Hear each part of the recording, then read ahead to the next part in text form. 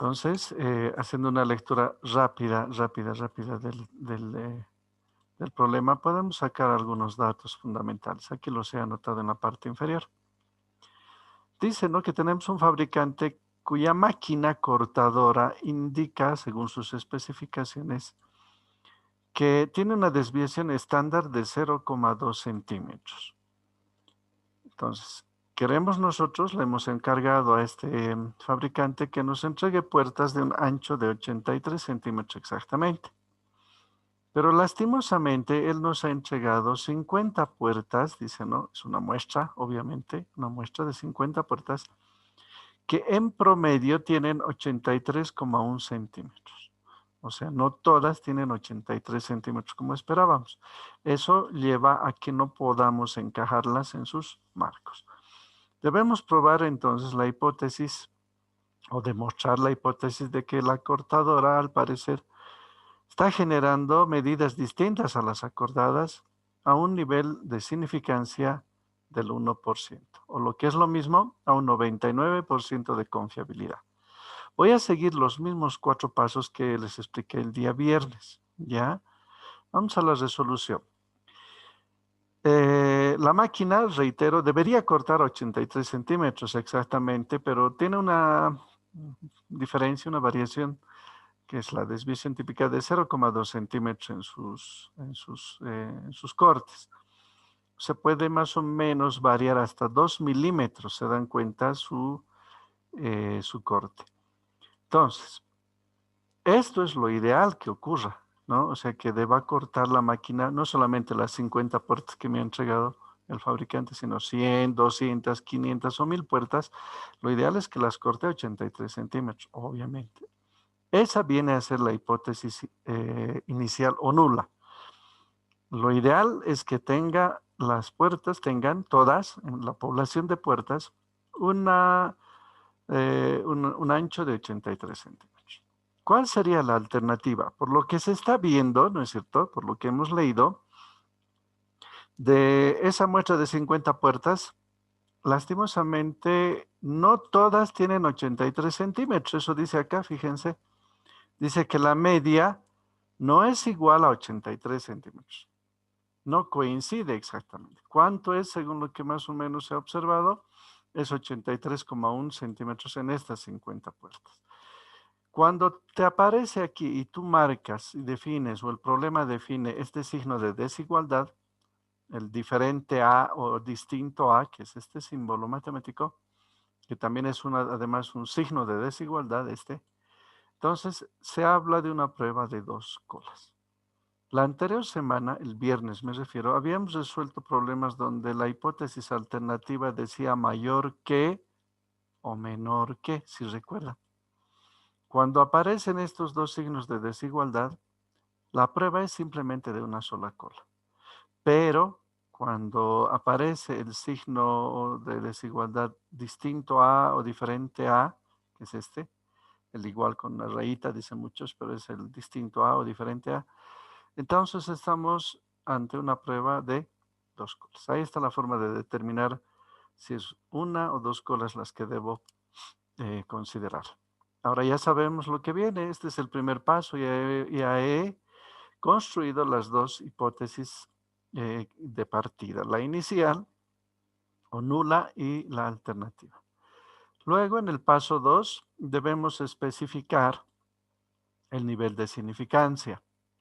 En este caso, eso sale de la lectura. Aquí nos pide que hagamos el análisis de estas hipótesis a un nivel de significancia del 1%. Eso es alfa. Alfa es el 1%. O sea que le estamos dando un 1% de error, ¿se dan cuenta? Un margen de error del 1% para que la máquina pueda tener esa holgura, digamos, de falla. Más del 1% es inadmisible según el problema. En otras palabras, estamos trabajando a un nivel de confianza del 99%. O sea que lo ideal es que el 99% de las puertas, ¿no ve?, entren dentro de lo que está especificado en la máquina, o lo que dice más claro la hipótesis nula. Fuera de ese rango ya es un error, obviamente admisible, que es máximo del 1%. Todo esto que acabo de leer es simplemente resultado del enunciado del problema. No he hecho ningún cálculo, solo he ido anotando información. ¿Está bien? Ahora sí, el paso 3, como ustedes ya saben, es el paso de la demostración de la hipótesis. Toda hipótesis, todo supuesto, debe ser demostrado para ser considerado válido. ¿En qué caso estamos? Vuelvo un momentito, por favor, al enunciado del problema. Me indica que estamos trabajando con 50 puertas como muestra. Esta es la muestra, entonces. N mayúscula, o sea, la cantidad de elementos de la muestra es 50. Y aquí había explicado la anterior semana estos dos aspectos. Cuando la muestra es mayor a 30 elementos, trabajamos con un Z crítico. Cuando el valor crítico esté sub C, se presenta cuando la cantidad de elementos de la muestra es menor a 30.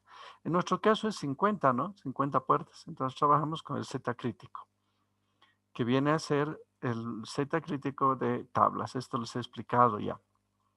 Solo que ahora hay una diferencia, ¿no? Estamos hablando de una prueba de 2 colas y he explicado por qué. Ah, aquí está. Entonces debo utilizar toda esta franja porque son valores para pruebas de 2 colas. Aquí dice eso. En cambio, la anterior franja, la segunda fila, corresponde a pruebas de una sola cola. En este caso, tenemos pruebas de 2 colas. ¿Cuáles son los niveles de significancia de la tabla? Acá esto representa 10% por si acaso. Cuidado que estén diciendo esta es, no es esta, la de nuestro problema, porque esto es 10%. ¿Cómo yo sé que es 10%? Si multiplico por 100 me da 10. Si multiplico esto por 100 me da 5. Ojo. Y si multiplico 0.01 por 100 me da 1 exactamente. Entonces, esta es la columna a emplear. Intersectamos nada más, nos fijamos, al 1% estamos trabajando, ¿no es cierto? Y son estos dos valores que están en rojos, marcados en rojo, ¿sí? Esos debo utilizar para una prueba de 2 colas al 1%. Esto sería al 0.5% por si acaso. Si nos piden una prueba de hipótesis al 0.5%, utilizo esta franja. Y si nos piden una prueba al 0,2%, que es muy bajo, ¿no? Prácticamente casi cero, margen de error, entonces utilizamos esta columna. Entonces, la tabla se maneja de esa manera, ingresas con el valor de alfa, que es el nivel de significancia de 1%, y te fijas si es prueba de una cola o de 2 colas. ¿Cuánto tenemos acá entonces? Voy a borrar estos valores, ya sabemos que son los que están marcados eh, con rojo, entonces vamos a un gráfico, ¿no? Utilizo el GeoGebra o la aplicación que les he mandado al celular, ¿ya? Y trazamos con estos valores 2 colas, ¿ya? 2 colitas. Les voy a enseñar el truco para graficar eso acá. Ingresamos al GeoGebra, probabilidad, ¿sí? Ingresamos. Ahí está la curva normal.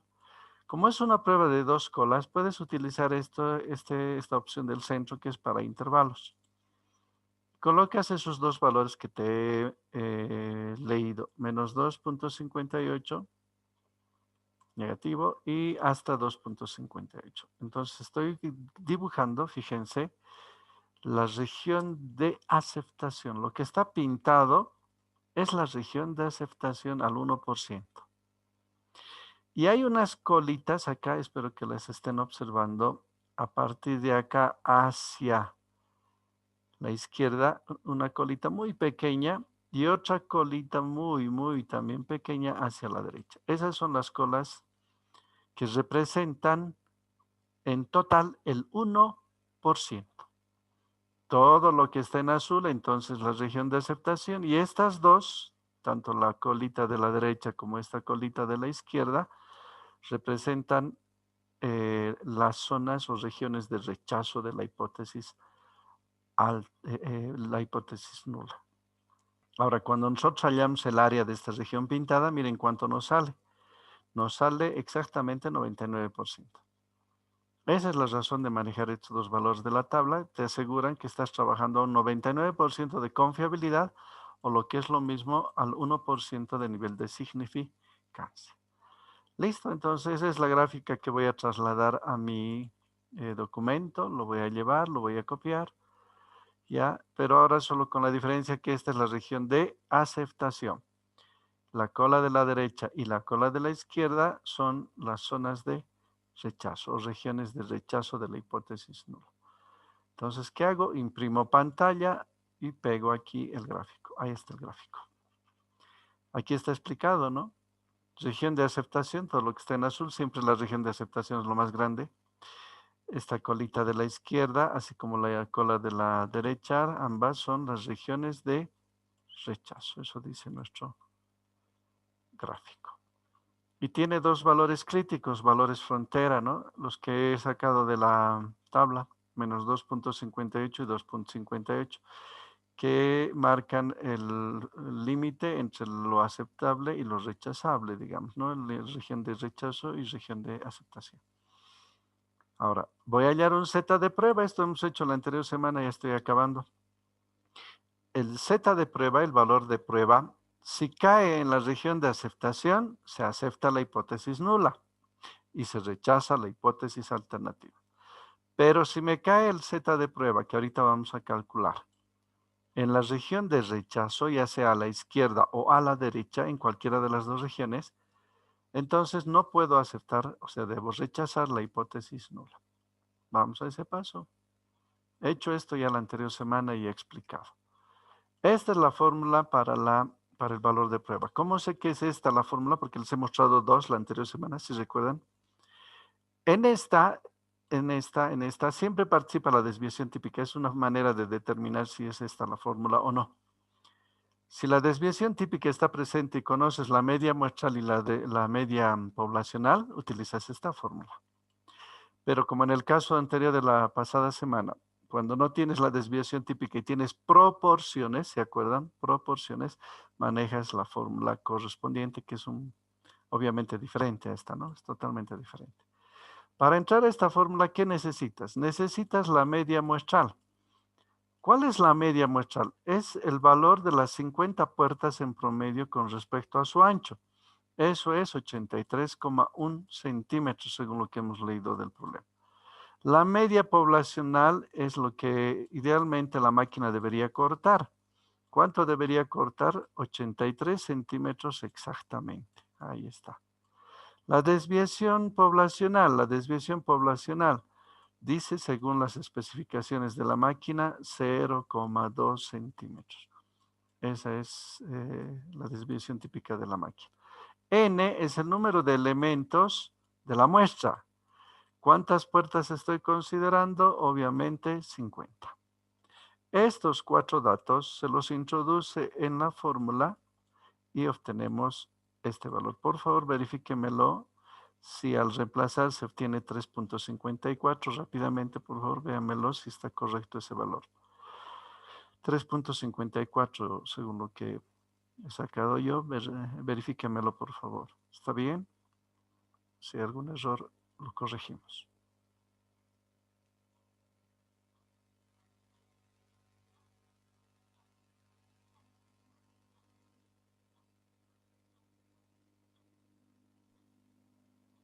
¿Alguien me lo ha sacado, por favor? ¿Está bien este valor? 3.54. Sí, ingeniero. Catherine dice que Sí, sí. sí, ingeniero. Geraldine, Brian también. Ok, listo. Ese es nuestro valor de prueba. Pero con este valor voy a ir al gráfico, ¿no? Al gráfico que les he explicado cómo se halla con la tablita, el GeoGebra, etc. Entonces, como Z vale 3.54, a ver, iremos al GeoGebra un momentito. ¿Dónde estaría 3.54? Sale positivo. Saldría por acá más o menos, ¿no? Fíjense. Si esto es 3, esto es 3.5 y esto es 4, 3.54 más o menos por acá va a estar. ¿Están de acuerdo? Por ahí va a estar 3.54. Listo. ¿Dónde está cayendo? ¿En zona de rechazo o en zona de aceptación? ¿Dónde está cayendo? Rechazo. Rechazo. Como el valor de Z está cayendo en la zona de rechazo, en la región de rechazo, debemos rechazar la hipótesis nula y debemos aceptar la hipótesis alternativa. ¿Listo? Ahora voy a redactar esa respuesta, nada más. Entonces, una vez que vengo al gráfico, reviso dónde está cayendo el punto, el valor es en la zona, en esta colita, ¿no? En esta colita de la derecha. ¿Cuál es la explicación de este valor de 3.54? Voy a explicar un poco e interpretar este resultado, ¿ya? Para luego ya pasar a la respuesta final. Este valor, 3.54, está cayendo en la cola de la derecha, ¿sí? Eso me está indicando que las 50 puertas que me han entregado, tienen dimensiones muy grandes respecto a lo aceptable. Ustedes saben que lo aceptable está acá, en toda esta región, ¿no? Lo aceptable es que debería haber caído, lo correcto es que debería haber caído Z por acá, en la región pintada de azul, pero no. Y al estar en la región de rechazo a la derecha, este valor me indica que las 50 puertas en general están teniendo dimensiones muy diferentes y muy grandes con respecto a lo aceptable.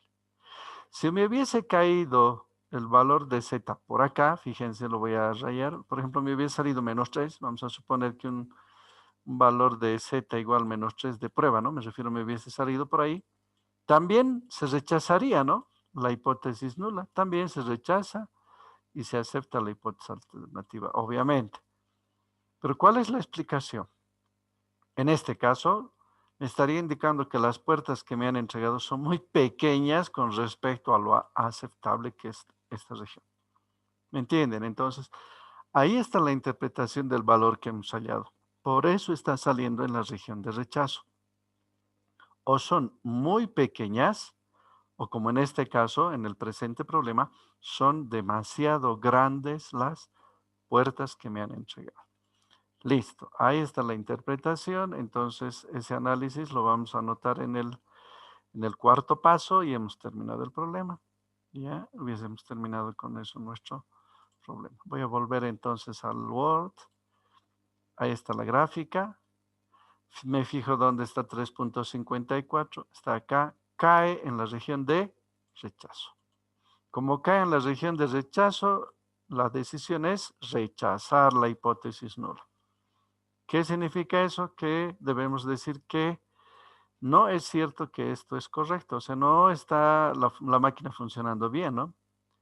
El fabricante nos ha dicho que la máquina está funcionando bien y que corta, que evidentemente está cortando 83 centímetros con alguna holgura, pero no hay error. Mentira. Su máquina está mal. Eso nos ha demostrado la prueba de hipótesis. ¿Cuál es la conclusión lógica? Que debo aceptar la hipótesis alternativa. ¿Qué decía la hipótesis alternativa?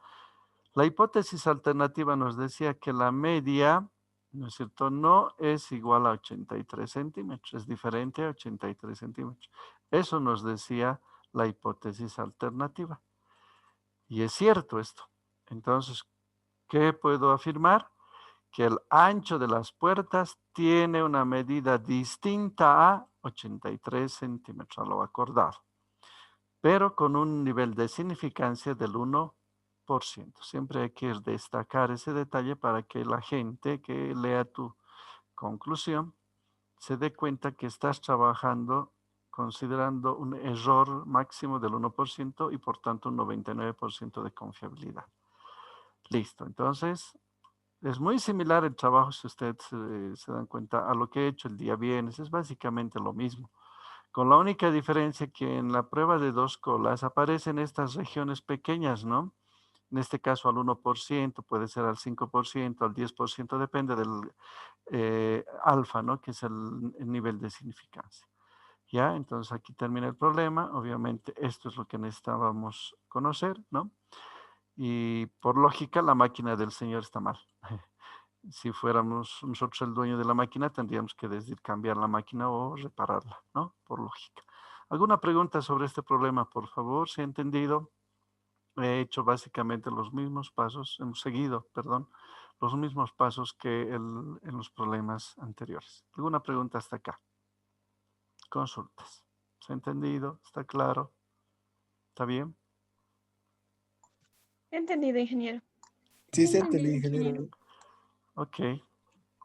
Si hay alguna duda, me tienen que preguntar, ¿no? Si no hay dudas, todo está creo claro. Bien. Ok, señoritas y jóvenes, acá termina esta unidad sobre pruebas de hipótesis que nos permiten tomar, como han visto, decisiones. Eso es lo fundamental de este tema quizá, lo más importante. Todo el proceso al final, ¿no ve? El proceso matemático me sirve para que al final del problema yo puedo tomar una decisión respecto a un fenómeno. Para eso son las hipótesis. Hemos partido de dos supuestos, uno, la hipótesis nula y la hipótesis alternativa que se contrapone, contradice a la hipótesis nula. Bien, ahora vamos a entrar a un tema, en mi criterio, muy, muy interesante. Es básicamente ya casi, si no estoy equivocado, el último o penúltimo, la penúltima unidad de nuestro semestre. Ya estamos terminando el año. Tenemos unas 2, 3 clases más, nada más. Y luego ya nos vamos a despedir porque les he mandado yo el rol de exámenes. Vayan revisando. Cuidado que ya tengan un repaso la próxima semana. Tienen que ir revisando sus roles. Entonces, hoy vamos a entrar a lo que se conoce en estadística, a la parte destinada a lo que es correlación y regresión. Sin embargo, para iniciar el tema y para que ustedes un poco vean de dónde surge, porque es muy interesante el origen de esta parte de la estadística, les voy a pedir por favor que observen este video. Dura unos 5 minutos y luego lo compartimos, o sea, un poquito en cuanto a las ideas que les ha dejado, a los mensajes que les está dejando el video. ¿Ya? Entonces, por lógica, les pido entonces que observen el video, lo escuchen atentamente al señor que está acá, ya lo están viendo, y luego conversamos sobre lo que él tiene que decirnos y qué es lo que nos va a explicar. ¿Está bien? Eugenesia, un asunto nuevo.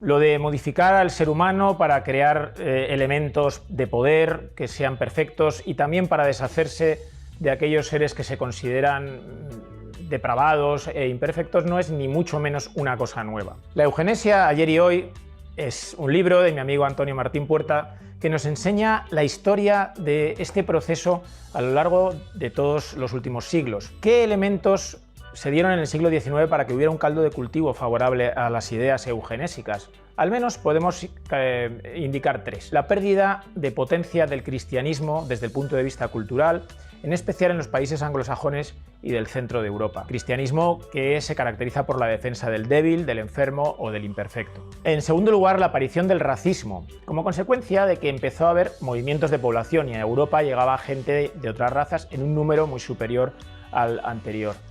Y finalmente el darwinismo social.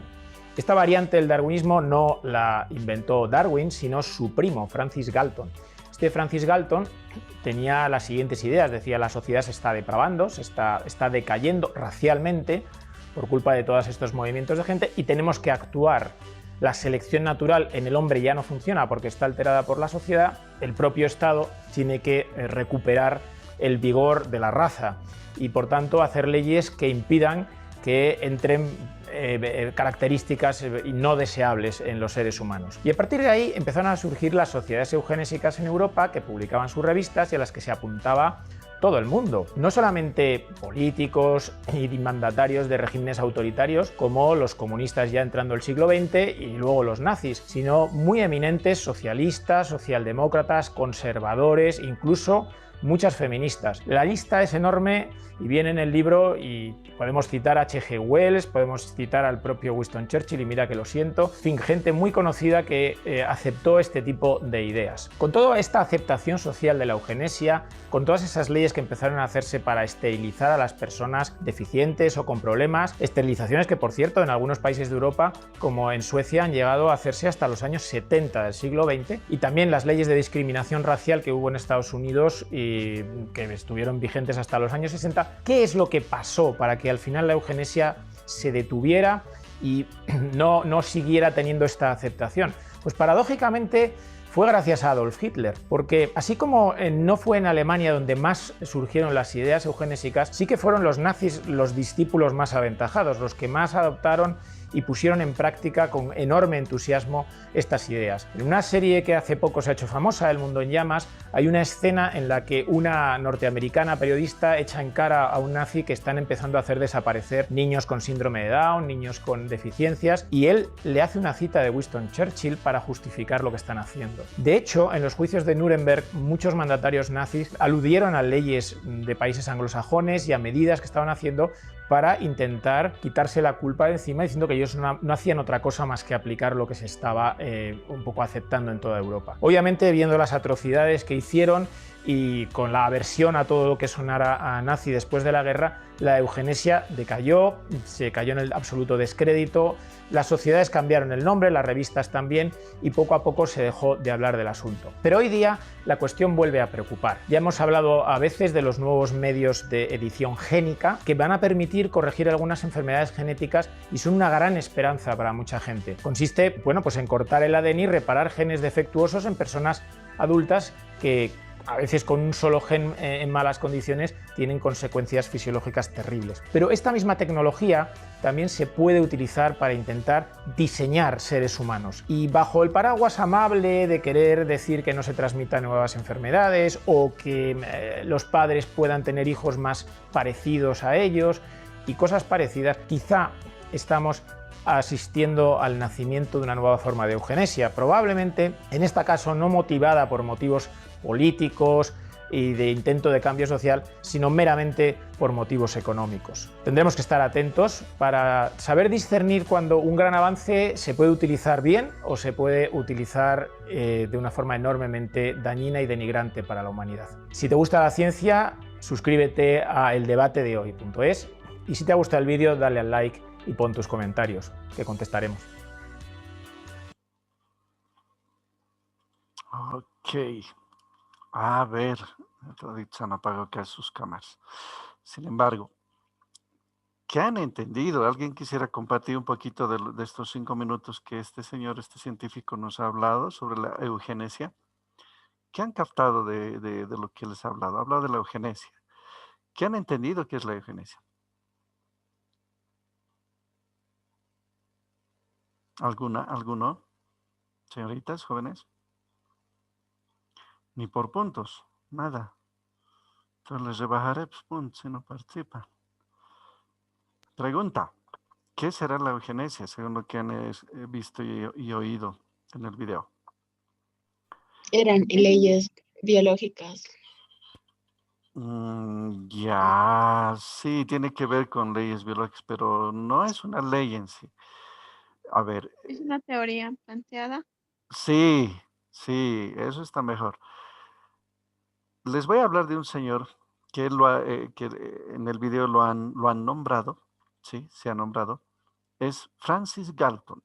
Este señor inglés, a fines de los años 1800 y algo, 1890 más o menos, para que me entiendan, antes, ¿no?, del año 1900, propuso, él se lo considera de hecho el padre de la eugenesia, que las sociedades europeas, particularmente la inglesa, que es obviamente su país de origen, estaba entrando en un proceso, según él, ¿no?, según él, de depravación, degeneración, etcétera, y que estaba llevando a tener dentro de los niños, los bebés ingleses, a muchos de ellos con enfermedades serias, ¿no?, de retraso mental, síndrome de Down, etcétera, etcétera. Y propuso, ¿no?, eso es lo que explica el video en el fondo, que podía pensarse en un mejoramiento genético. Desde el punto de vista ético, y creo que también el video lo resalta, eso es obviamente incorrecto. Sin embargo, ¿no?, también hay una citación a un personaje tremendamente funesto para la historia de la humanidad, como ha sido Adolfo Hitler, quien, bueno, en la Segunda Guerra Mundial básicamente tuvo también, ¿no?, agarró esas ideas no solamente de Francis Galton, sino de la gente que empezó en Europa a hablar mucho de este tema. Y miren, dicen, ¿no?, irónicamente, agarraron como disculpa o como justificación para esos hechos tremendos que se dieron durante la aniquilación de miles y miles de personas de diferentes razas, obviamente los judíos y otros. Esto de la eugenesia sacaron a la luz, ¿no? En el momento de justificar sus actos, cuando ya se los atrapó, se los juzgó, etcétera. Muchos de ellos, ¿no?, indicaban en los juicios que no estaban haciendo otra cosa que lo que los mismos ingleses o norteamericanos, etcétera, estaban proponiendo en esa época. Estamos hablando de la Segunda Guerra Mundial. Pero eso tiene su antecedente, reitero, a finales de los años 1800. La eugenesia básicamente propone, ¿no?, que se busquen maneras de mejorar la raza. ¿Ya? Y eso es en esencia una teoría racista, ¿no? Va contra todo lo que es lo natural, lo normal, o como quieran verle. Y él se agarró, me refiero a Francis Galton, que es el padre de esta teoría, se agarró de un hecho bien simple y claro, contundente en lo que es la historia de la humanidad. Se agarró, por ejemplo, del Imperio Romano y la forma en la que fue deshaciéndose, destrozándose el Imperio Romano. Si ustedes han visto algunas películas sobre la época de Jesucristo, etcétera, o más antes y después también de la época de Jesús, estamos hablando de más de 2000 años aproximadamente, resulta que en Roma, ¿no?, se daban unas orgías, unas fiestas, unos bacanales, etcétera, de una forma horrible, obviamente, que los emperadores romanos obviamente permitían, autorizaban, ellos participaban, etcétera. Entonces, Francis Galton, este inglés, agarra y dice, ahí está la demostración. Porque, ¿qué ha ocurrido en el Imperio Romano? Han ido llegando de otros países, de otros continentes, gente han ido trayendo esclavos y todo, y ha habido una mezcla de las razas que ha generado que el Imperio Romano caiga, se derrumbe, se destruya. Entonces, bajo ese criterio, claro, válido hasta cierto punto de vista, ¿no?, él empezó a justificar sus estudios, pero no solamente les comento, y eso mañana con un poco más de calma lo vamos a ver, no solo propuso el tema de la eugenesia. Algo muy interesante para lo que es la estadística es que empezó a hacer estudios sobre las estaturas, o sea, todo lo que es la antropometría del ser humano, ¿no? Empezó a sacar datos estadísticos de generación en generación, es decir, de abuelos, padres, hijos, nietos, bisnietos, etcétera, y ver cuál era el comportamiento de estos parámetros, ya sea de estatura, de peso, etcétera. Ese es su aporte en el campo de la estadística. En el otro lado, en el de la eugenesia, es muy controversial su aporte, ¿sí? Y éticamente, como les digo, es muy discutible todo lo que él propone.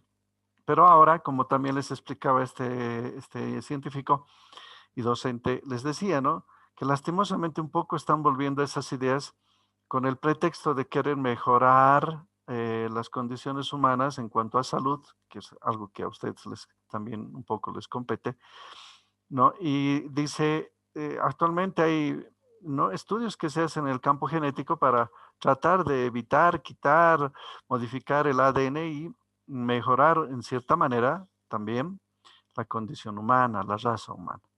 Entonces, reitero, este tema de la eugenesia es muy, muy, muy interesante, además también lleva a muchas contradicciones, mucha gente apoya, mucha gente rechaza. Ahora ya no se habla mucho del mejoramiento de las razas como tal, pero sí en el campo de la salud se está recurriendo a esa idea, ¿no?, para tratar de encontrar curas a ciertas enfermedades o por lo menos aliviarlas, etcétera, etcétera. ¿Ya? El día de mañana, entonces, esto es un adelanto simplemente, pero quería que lo vean para que se den cuenta de dónde nace esto que vamos a ver mañana, ¿ya? Entonces, mañana voy a hablarles un poquito más de este señor, de Francis Galton, y ya les estoy adelantando que tiene muchísimo, muchísimo que ver con estudios que él ha realizado en los seres humanos y que nos lleva a lo que es la regresión y correlación en el campo de la estadística, que mañana con mayor amplitud les voy a compartir.